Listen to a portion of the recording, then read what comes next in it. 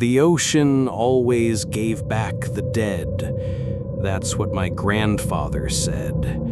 But one summer, it gave us something still breathing. They said it was just a whale, but it blinked and it spoke, not with words, but with something that crawled into your head and made you remember drowning in places you've never been. What we dragged out of the deep never should have been seen by the sun. This is a true story, a real story. The summer we pulled it ashore, and the town started vanishing, one heartbeat at a time. I grew up in a small coastal town called East Grove Bay. Population maybe 300 on a good day. A line of battered fishing boats, weather-beaten houses, and one crumbling jetty where the older kids dared each other to dive into the cold, black water at night. My grandfather, Arthur, was one of the last deep-sea divers from the area before the bottom dropped out of the fish crate and people moved inland. He used to say the sea always gave back what it took: bodies, nets, even secrets. But one August evening in 1998, we found out that wasn't always true. I was 16, working part-time at the docks, stacking nets, helping with equipment, sweating in the salt, thick air. A storm had passed 2 nights before, not a huge one, but enough to shake the bay and pull things loose from the bottom. The ocean, after a storm, always gave something strange. That's when the crew of the Annabelle came in early, dragging a net so heavy it made the engine stutter. "We got something," Captain Mills said, face pale as driftwood. "Something big." At first we thought it was a whale carcass. That wasn't unheard of. The sea coughed up bloated bodies sometimes, even rare sharks. But what came up in that net wasn't anything we could name. It was long, longer than a boat, coiled like rope, but pulsing slightly like something that wasn't sure if it was alive or dead. The net had shredded parts of its black-gray skin, revealing a texture underneath that looked more like stone than flesh. But when you touched it, it felt warm, and it blinked. It didn't have eyes exactly, more like wet openings that tracked light. And when someone turned the floodlight on it, the creature, or whatever it was, made a sound that wasn't a sound. We all heard it differently. Tommy, the mechanic, started bleeding from his nose, claimed he heard his mother's voice. She'd been dead 5 years. Janie said she saw fire in her head. I saw something else entirely. Something beneath me. Something pulling down. Still, they dragged it to shore. I helped, even though I was shaking. It felt wrong from the start, like the air was thicker. My grandfather showed up midway through, stared at the thing, and backed away without a word. "We need to put it back," he finally said. "Now." But no one listened. Not even when birds started falling from the sky that night, mid-flight. The town wanted to study it. They brought it into the boathouse, locked the doors, posted 2 men to watch overnight. But in the morning, the doors were open wide, and the men were gone. They didn't find blood. That was the first thing. No signs of struggle, just 2 folding chairs, still upright, mugs of cold coffee on the table. One chair still rocked slightly, like someone had just stood up seconds ago. The boathouse was damp and cold that morning, too cold even for East Grove Bay. You could see your breath indoors. The creature, the thing from the net, was gone. There were drag marks, but not leading out. They led deeper into the boathouse. Problem was, there wasn't a deeper part. It backed against the cliffside, solid rock, but the drag marks continued. through a wall. Sheriff Lyman thought it was a prank at first. Maybe the guys walked out and made a game of it. But they never turned up. Not after 1 day, not after 10. Their families posted flyers. Divers searched the harbor. Nothing. Grandpa Arthur stopped eating. He just stared out at the water like he was waiting for something. "The sea remembers its shape," he muttered once, "and now it wants the rest." The town started hearing things at night. Screeches, low and bubbling, coming from beneath the floorboards of the old fish processing plant. The dogs wouldn't go near the docks anymore. Even the seagulls, normally aggressive, scavenging anything, were gone. Then the power started flickering. Not just lights. Radios burst with static.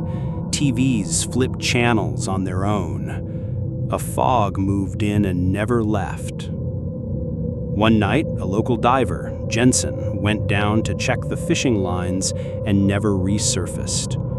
His oxygen line was pulled upward, shredded. His helmet floated back 2 days later. It was warped, like something bit it. That same night, I dreamt I was underwater. I was standing at the bottom of the bay, barefoot, in total darkness. Something moved beside me. Vast, silent, ancient. I couldn't see it, but I could feel its thoughts. Not words, just hunger. I woke, choking on seawater. And I wasn't the only one. Others in town started having the same dream. Always barefoot, always in the deep, always with something circling. We tried burning the boathouse down just to be safe, but it didn't burn. The fire just refused. Flames would catch, then curl inward and vanish. We stopped talking about the missing men, but we all knew they weren't just missing. They'd been taken. I started to wonder if they'd ever left the boathouse at all. Then, the tide receded. Not like low tide, like the entire ocean had withdrawn. For 6 hours, the harbor was nothing but mud and rot and stranded boats. Fish flopped on cracked earth. The smell was unbearable. Then, just before nightfall, the water came back all at once. A roar. Like a wave hadn't just come in, it had been thrown back with fury. And something rose with it. The wave wasn't natural. Everyone in town knew it the second we heard it. A low, thunderous crash, not like a storm wave, but like a wall collapsing.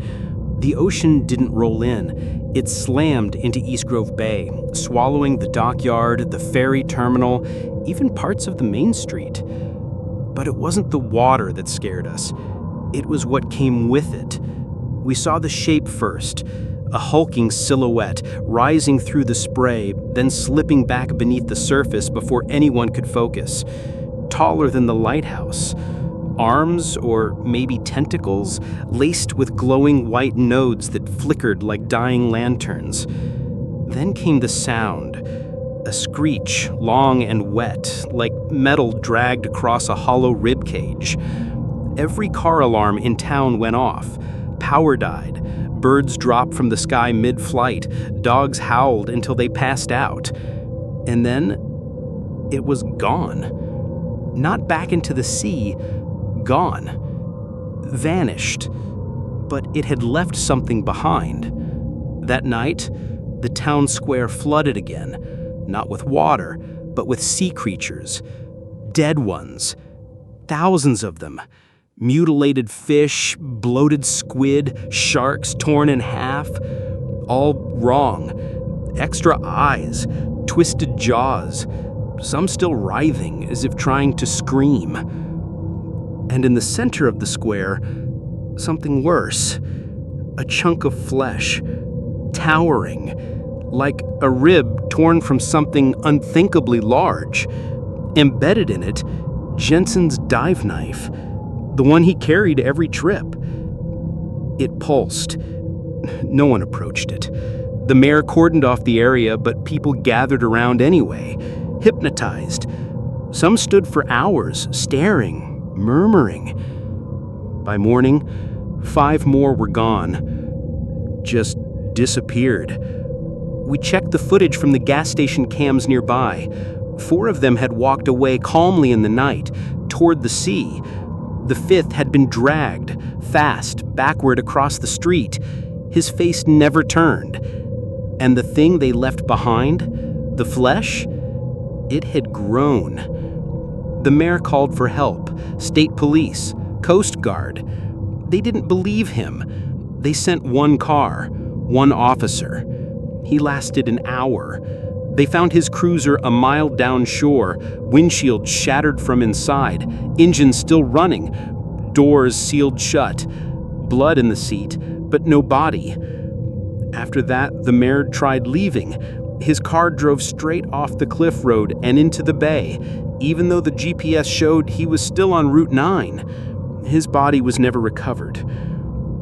We started boarding up windows, blocking off the harbor, burning anything washed ashore.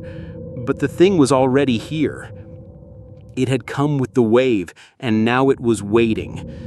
The fog thickened every day. It never left. Electricity failed permanently. Phones died. Clocks ticked backwards. My neighbor Lydia found her husband kneeling in the yard, whispering to a pile of sand. When she touched his shoulder, he turned and said, "It's not praying, it's feeding."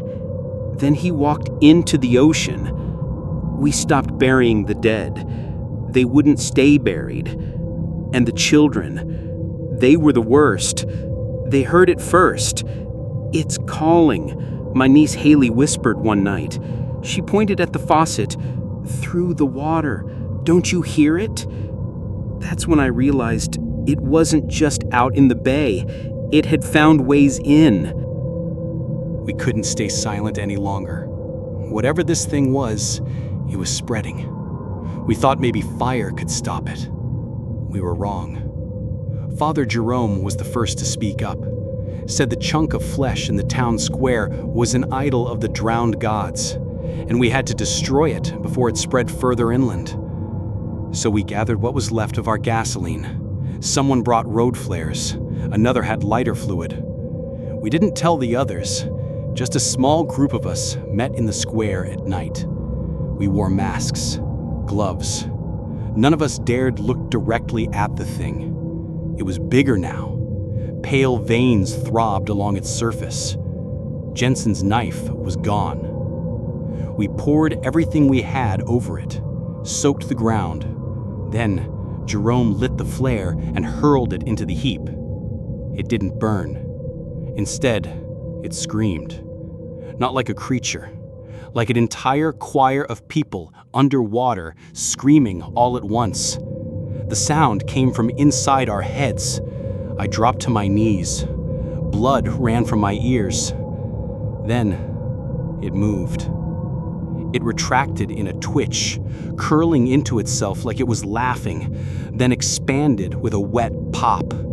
Veins burst. A fine red mist hit Jerome in the face. He dropped. His body seized, twisted, bones cracked in unnatural directions. And his skin, it peeled off him like wet newspaper. We pulled him away, but it was too late. He wasn't dead, not exactly. He sat up with a smile, his teeth too many, his eyes all pupil. "I saw it," he said. "I saw the trench where it dreams." And then he screamed until his lungs collapsed, and he kept screaming. We buried what was left, deep, on the edge of the cliffs. But that night, something came and dug him back up. By morning, There were claw marks on every front door in town, deep gouges, wet with brine. That's when we decided to leave. We thought we could make it by boat. A few of us had small dinghies. Lydia had a radio, said she'd heard static that sounded like a voice, whispering coordinates. She thought someone outside was listening. We made for the South Cove, where the current wouldn't trap us. But when we got there, the boats were gone. Only their ropes remained, snapped clean, like something had bitten through them. The water smelled foul, thick with algae. Black shapes moved just below the surface. We tried the long road next, packed supplies, walked in a group, heads down. That's when the fog started following us. Not rolling, stalking, like it had eyes. When we turned around, East Grove looked warped, stretched, twisted like a fisheye lens, lights blinking from windows that hadn't worked in weeks. A shadow on the water, taller than any wave, just standing still. And from the woods to our left, we heard that same wet choir sound, louder now, rhythmic. Not just one voice anymore. It was singing. We tried hiding in the church. It was the only place that still felt untouched. The rot hadn't climbed the walls, the pews weren't wet with brine, and the bell somehow still worked. Lydia rang it every hour like it might call help, like it might keep something at bay. But the song kept getting louder. It came from the harbor, from beneath it. The tide never left anymore. The water just sat there, dark and unmoving, like a skin stretched too tight. And every night, at exactly 3:17 a.m., it would sing. At first, we tried to block it out. Earmuffs, headphones, even screaming into pillows. Didn't matter. The sound didn't come through our ears, it came inside, like something pushing through our minds, shaping thoughts we didn't ask for. We started losing people. Sarah walked out during the second night, eyes rolled back. She stepped right into the water, arms outstretched. We tried to stop her, held her by the shoulders, but the tide took her, pulled her down in a single jerk, like a noose tightening. Gone. Then Eli started drawing spirals everywhere, on walls, Bibles, his skin. He wouldn't talk anymore, only hum. Lydia slapped him to break the trance. He just smiled and said, "It's warm down there." He hung himself 2 hours later, with the church's bell rope, left a note that said, "The trench is opening." We tried to leave again, packed what was left, took the inland route, but the road wasn't there anymore.